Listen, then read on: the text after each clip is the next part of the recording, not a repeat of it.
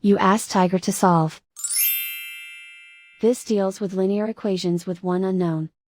The final result is x equals 1575. Let's solve it step by step.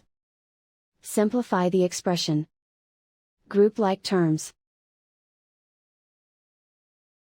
Multiply the coefficients. Simplify the fraction. Isolate the x.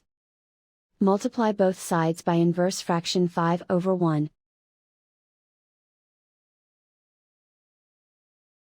Group like terms. Multiply the coefficients. Simplify the fraction. Simplify the arithmetic. And so the final result is x equals 1575.